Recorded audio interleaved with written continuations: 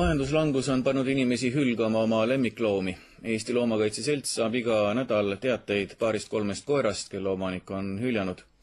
Loomade hoiupaiga juhataja hinnangul võib hüljatud lemmikute arv veelgi tõusta sügisel.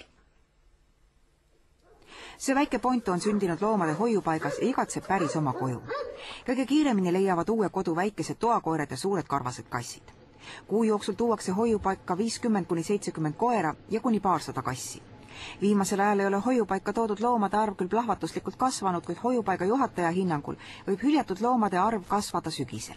Eks see on selline pika vinnaga asi, et praegu on korteri jooksuaeg ja see kõik väljendub alles sügisel, nii et võib õudusega oodata sügist. Ma arvan, et siis näeme me täiel määral, milline on tegelik majanduslik olukord. Esimesed ohvrid ongi loomad ja seda võis täheldada eriti just kuu aega tagasi, et siis me pea iga päev kuulsime mõnest kassist koerast, kes oli mitte kõige loomulikumas keskkonnas. Loomakaitse Selts saab iga nädal teateid 2-3 koerast, keda on ilmselgelt hüljatud. Üks hülgamisjuhtum oli, kus siis koerad visati kanalisatsiooni. See on päris räige iseenesest. Siis üks juhtum Kohtla-Järvelt, kus koerakutsikas visati lihtsalt aknast välja. Kui loomal on kiip, siis on võimalik omanik üles leida. Hooletud peremeest, kes oma lemmiku jooksma laseb, on võimalik trahvida ja trahv distsiplineerib.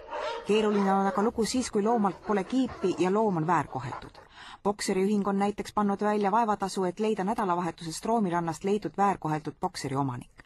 Loom oli sellises seisus, et ravida ei olnud teda enam võimalik. Kiipimine on omanikule kallis. Üleriigilise lemmikloomaregistri nõudmise on Loomakaitse Selts kuni paremate aegade saabumisel edasi lükanud, sest see tooks hetkel riigile lisakulutusi.